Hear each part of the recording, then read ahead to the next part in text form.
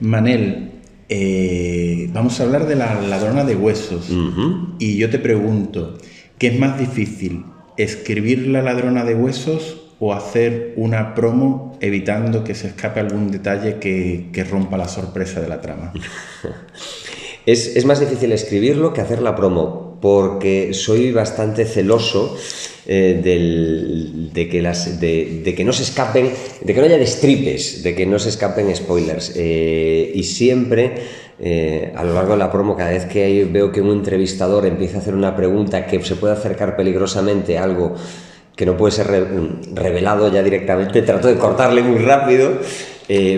Porque creo sinceramente que una novela como La ladrona de huesos tiene que ser disfrutada desde el desconocimiento de lo que va a pasar, para que sea una sorpresa de principio a final, para que no te encuentres por el camino cosas que ya sabes antes de que debas saberlas. Comentaste en la presentación que hiciste aquí en Sevilla que esta novela surge en parte de esos días de lluvia en Santiago, que acortabas camino por la catedral y te dabas cuenta que estabas solo y bueno, y que podías llevarte cualquier cosa, ¿no? ¿Ha cambiado mucho la catedral desde aquellos años? Ha cambiado. El COVID lo ha cambiado todo, la pandemia lo ha cambiado todo, el paso del tiempo también, evidentemente.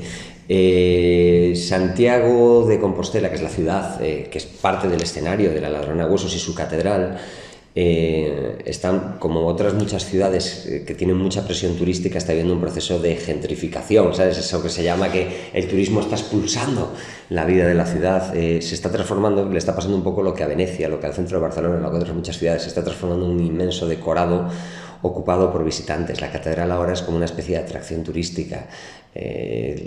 Yo recuerdo una época en la que tú podías entrar directamente por la fachada principal, por el Pórtico de la Gloria, tocarlo. Hoy en día está vallado, lo tienes que ver desde lejos, como tiene que ser, porque tiene que estar protegido, ¿no? Que es una obra de arte, pero al mismo tiempo se ha perdido parte de su naturaleza, al mismo tiempo ha perdido un poco su esencia. Y es una pena, por supuesto, pero también es un signo de los tiempos. Significa que Santiago se enfrenta, y su catedral se enfrentan al peligro de morir de éxito. Es un peligro muy bonito, porque es preferible morir de éxito que morir de inanición o porque nadie te recuerde. Pero morir de éxito también es un peligro y hay que saber gestionarlo bien. Creo que lo están gestionando razonablemente bien, porque no nos olvidemos que la Catedral de Santiago es uno de los pocos grandes templos en los que no hay que pagar para entrar. Yo siempre que vengo a Sevilla, que es una ciudad que me encanta, una de mis visitas, fíjate qué cosa más rara, me encanta visitar la catedral y la conozco, ya he estado dentro un montón de veces, me sigue pareciendo un templo espectacular, no me importa pagar por entrar, pero el hecho de tener que pagar por entrar en un templo siempre tiene ese punto de hay algo aquí que no me acaba de encajar. Yo creo que di los cabezazos que había que dar en el pórtico y eso dice... Creo que dice algo negativo de mi edad, ¿no? Dice que fuiste hace mucho tiempo, porque hace mucho tiempo que no se pueden dar los croques. Mucho tiempo. 93. Joder, 93. Pues sí que hace tiempo que diste los croques. Para evitar spoilers innecesarios, ¿no? Como hablabas antes, ¿qué es La ladrona de huesos descrita por su autor? Es una montaña rusa que pretende coger al lector de la mano al principio de la historia y no soltársela hasta el final, y que por el camino se lo pase extraordinariamente bien. Es una aventura, es entretenimiento, es diversión, es un enigma, es un misterio. Es un libro que está pensado para que le guste tanto a los lectores contumaces, a los hard readers, estos que leen un montón, como para aquellos lectores ocasionales que solo leen un par de libros al año. Porque yo creo que leer tiene que ser divertido, la lectura tiene que ser divertida. Esa era la intención que tenía, y ahora, meses después de su lanzamiento, puedo decir que creo, viendo la respuesta del público y viendo las críticas, que lo he conseguido. Y para mí es una satisfacción enorme. Conseguir que la gente disfrute leyendo es lo principal que tienes que pelear cuando eres un escritor. Y Manel, para escribir La ladrona de huesos hay que hablar con mucha gente y leer en muchos sitios. Te lo digo porque es una novela que tiene de todo y encuentras muchísimas cosas. muchas, es que para no desvelar nada, pero muchas técnicas, muchos Sí. escenarios. Sí, ha sido un trabajo complejo.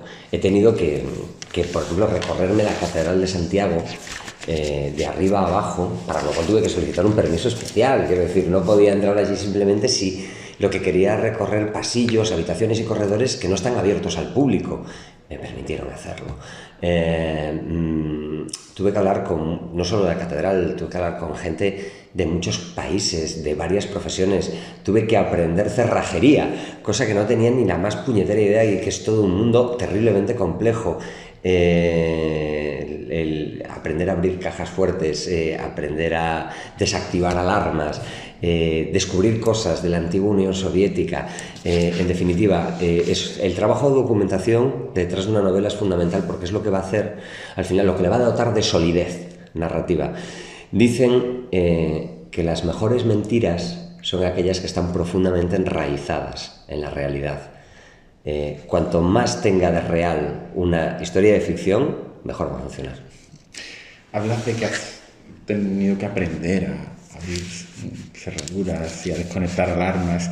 Y cuando uno planifica un golpe como es robar los huesos del apóstol, no llega a pensar qué hace uno escribiendo y no haciendo otros actos delictivos. Y dando el golpe, sí, porque si soy una mente criminal, al final la pregunta es esa, ¿eres una mente criminal? Me gusta la planificación de cosas criminales, dejarlas en el terreno de la ficción. No me gustaría tener que vivir con la policía presándome los talones por todas partes. Pero es maravilloso. Y te explico por qué. Porque nos permite, este tipo de historias nos permite ponernos en la piel de los malos durante un momento. Nos permite liberar esas pulsiones que tenemos de, oye, ¿y si nos lo llevamos? ¿Y si hacemos esto? ¿Y si robamos esto? El poder ponernos en ese lado sin infringir la ley, fantasear sobre ello, es una experiencia que es muy embriagadora. Es embriagadora cuando lo estás leyendo, imagínate cuando lo estás escribiendo. Leoni decía que nunca entendería por qué la gente le gusta tanto las películas de miedo, para pasarlo mal, ¿no? Pero bueno, vamos a hablar de Laura Plaza, la protagonista de la novela, o una de sus protagonistas, ¿no? Porque una mujer, y desde luego la historia, si llegas a poner un personaje masculino, no hubiera sido. No hubiera funcionado. No hubiera funcionado. Tenía que ser una mujer. Tenía que ser una mujer por dos motivos. Primero, para mí, como escritor hombre, el crear un personaje femenino creíble y que se comporte, que actúe y que piense como una mujer es un reto. Es un reto. Y los retos siempre me han gustado. Porque a nivel racional, hombres y mujeres somos exactamente iguales, pero a nivel irracional, a nivel emocional, impulsivo, volitivo, afortunadamente hombres y mujeres somos muy diferentes. Es decir, nosotros tenemos actitudes diferentes ante la vida y eso se traslada en la novela. Cuando estoy haciendo una generalización, y como generalización hay que entenderlo, generalmente cuando los hombres nos enfrentamos a un problema tenemos tendencia a embestir el problema. Hay un problema, pues lo empujamos.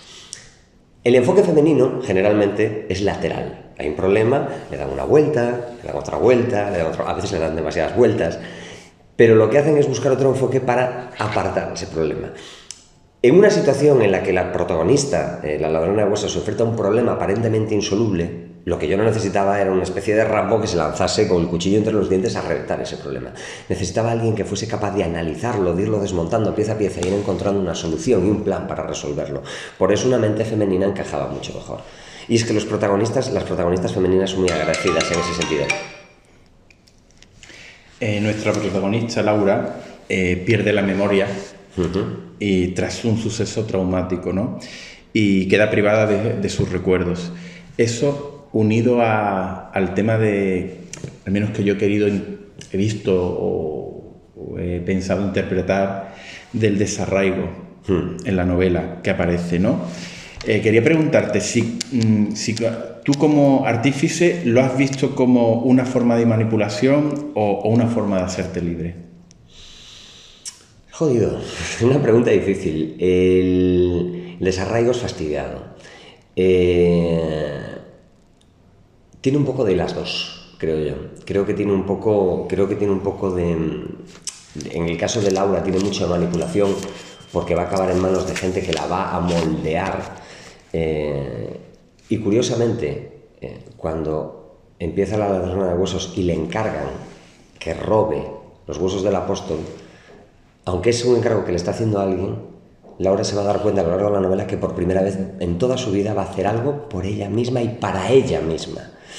Tiene esa parte de manipulación y precisamente por eso también tiene esa parte de hacerse libre, porque a lo largo de la historia, y nunca he querido utilizar la palabra empoderamiento porque las palabras se gastan y se ha usado tanto últimamente lo de empoderamiento femenino que está gastado, pero es que es una historia de empoderamiento femenino, es la historia de una mujer que empieza al principio débil, frágil, timorata, precisamente por esas raíces que tiene de no tener memoria, de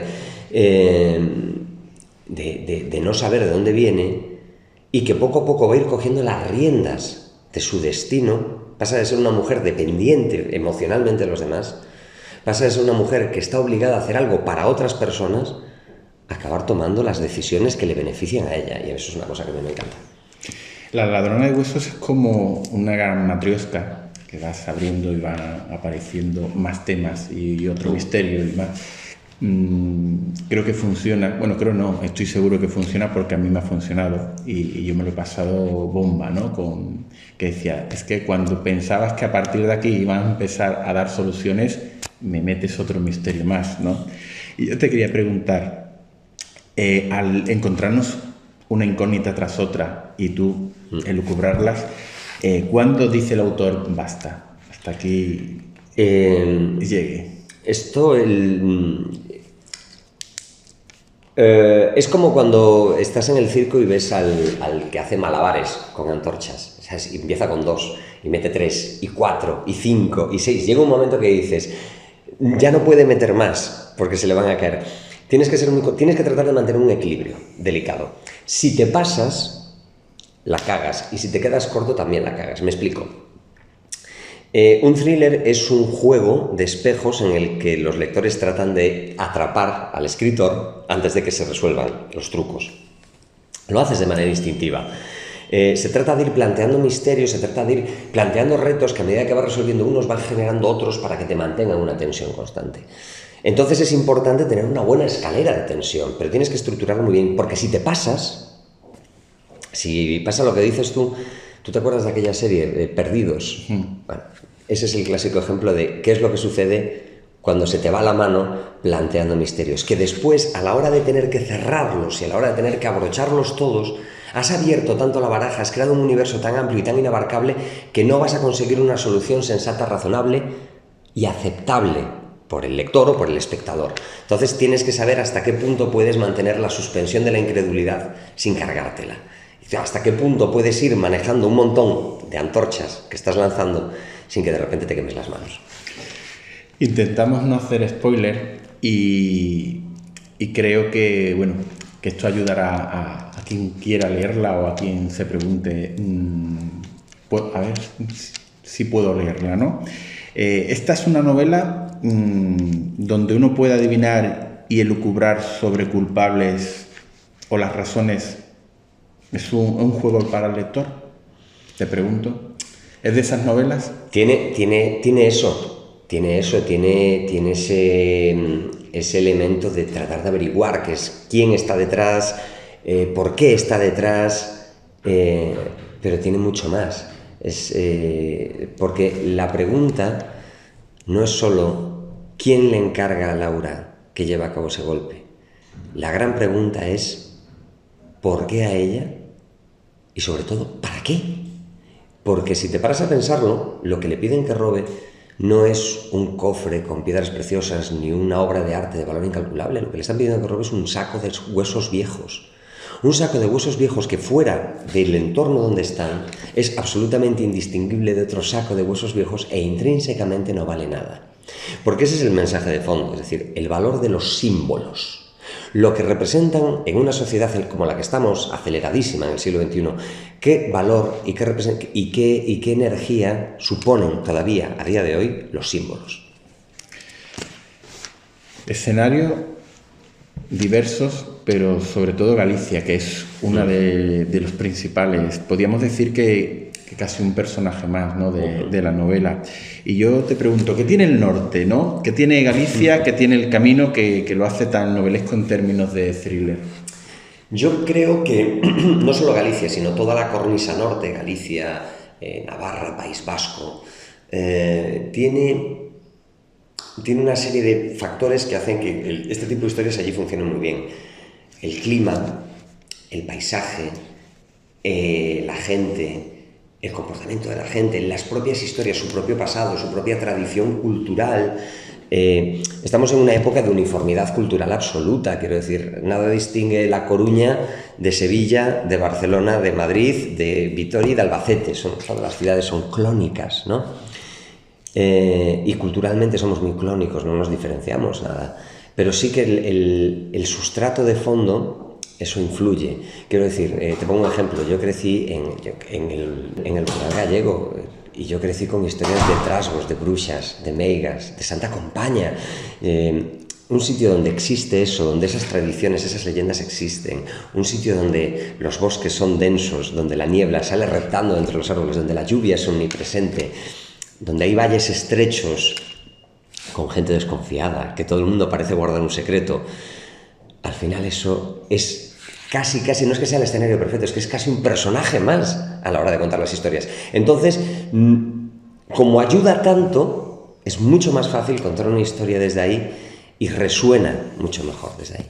Para finalizar, Manel, a mí me ha gustado tanto la novela y es tan visual que yo creo que si te llamaras Stuart Carrington, esto estaba ya en el cine. ¿Qué me dices de eso? Que no te puedo contar nada. Ah. Que estoy muy contento. Estoy muy contento y que espero poder dar buenas noticias pronto. Bien, pues nada, muchas gracias y ha sido un placer. El placer ha sido mío. El placer ha sido mío.